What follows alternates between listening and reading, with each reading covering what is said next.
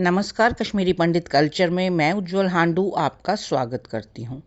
ब्राह्मण हिंदू समाज का एक विद्वान वर्ग है जिसका कार्य मुख्य रूप से धार्मिक पुस्तकों का अध्ययन करना, समाज को धर्म की शिक्षा देना, वैदिक कर्मकांड और यज्ञ आदि कराने में योगदान देना रहा है। हिंदू समाज में 4 वर्ण कहे गए हैं: ब्राह्मण, क्षत्रिय, वैश्य और शूद्र। परंतु कश्मीर के हिंदू समुदाय में सभी ब्राह्मण वर्ण के ही हैं। भारत एक विशाल देश है। इसमें कुल जनसंख्या का एक छोटा सा अंश ब्राह्मणों का है, परंतु फिर भी प्राचीन काल से ब्राह्मण अनेक वर्गों में बटे हुए हैं, जिस कारण अलग अलग क्षेत्रों में रहने वाले ब्राह्मणों के रीति रिवाज, कर्मकांड और खान पान अलग अलग हैं। कश्मीरी ब्राह्मण कौन से ब्राह्मण हैं, क्या आप जानते हैं? तो चलिए आज के वीडियो में ये जानने की कोशिश करते हैं। सबसे पहले यह जानेंगे कि यह विभाजन क्यों और कैसे किया गया है। क्या केवल भौगोलिक और सांस्कृतिक विषमता ही इसका एक कारण है या कुछ अन्य कारण भी हैं? ब्राह्मणों को वर्गीकृत करने के लिए पहला विभाजन भौगोलिक आधार पर किया गया है। भारत के मध्य में फैली विंध्याचल पर्वत श्रृंखला को आधार माना गया और उसके उत्तरी क्षेत्र में रहने वाले ब्राह्मण गौड़ ब्राह्मण कहलाए और उसके दक्षिणी क्षेत्रों में रहने वाले ब्राह्मण द्रविड़ कहलाए। गौड़ और द्रविड़ ब्राह्मणों को फिर से 5 वर्गों में विभाजित किया गया, इसीलिए इन्हें हम पंचगौड़ और पंचद्रविड़ कहते हैं। पंचगौड़ ब्राह्मणों के अंतर्गत पंजाब और कश्मीर में रहने वाले ब्राह्मण आते हैं, जिन्हें कि सारस्वत ब्राह्मण कहा जाता है।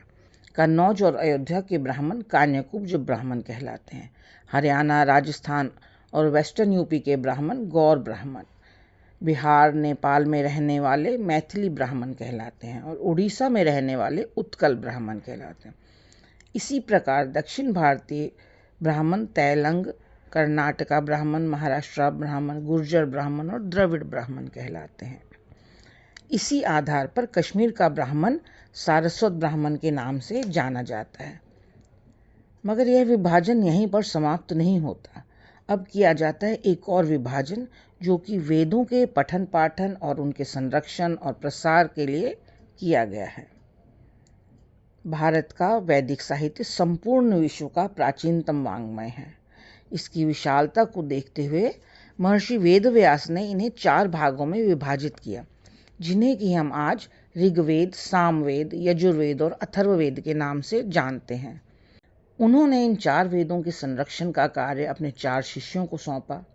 प्रत्येक वेद के अंतर्गत भी विशाल साहित्य आता है, जिन्हें हम ब्राह्मण ग्रंथ, आरण्यक ग्रंथ, उपनिषद, उपवेद और शाखाएं कहते हैं। इसलिए इस विशाल वैदिक साहित्य को लुप्त होने से बचाने के लिए हमारे ऋषियों ने इसे छोटे छोटे भागों में विभाजित किया और अलग अलग ब्राह्मणों को उस भाग के शुद्ध पठन पाठन, संरक्षण और प्रसार का उत्तरदायित्व दिया। यह वह समय था जबकि लेखन की शुरुआत भी नहीं हुई थी और वैदिक साहित्य केवल मौखिक रूप से एक पीढ़ी से दूसरी पीढ़ी में आ रहा था। यहाँ पर मैं केवल यजुर्वेद की बात करना चाहूँगी। इस वेद के 2 भाग हैं, कृष्ण यजुर्वेद और शुक्ल यजुर्वेद। शास्त्रों के अनुसार कृष्ण यजुर्वेद की 86 शाखाएं थीं, परंतु आजकल केवल 4 शाखाओं के ग्रंथ ही उपलब्ध है, बाकी सभी लुप्त हो गई हैं। यह 4 शाखाएं हैं: तैत्तिरीय शाखा, मैत्रायणीय शाखा, काठक शाखा और कपिष्ठल शाखा।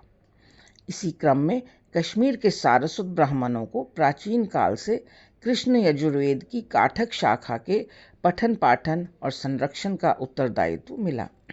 इसी कारण कश्मीर का ब्राह्मण समुदाय अपने सभी धार्मिक अनुष्ठान कृष्ण यजुर्वेद की काठक शाखा के अनुसार करते हैं। तो यह था मेरा आज का वीडियो। आशा करती हूँ आपको पसंद आया होगा। आप इसे लाइक, शेयर और कमेंट कीजिए और मेरे सभी वीडियोस को सबसे पहले देखने के लिए मेरे चैनल को सब्सक्राइब करें और बेल आइकन दबाना ना भूलें। एक नए वीडियो के साथ जल्द ही आपसे दोबारा मिलती हूँ।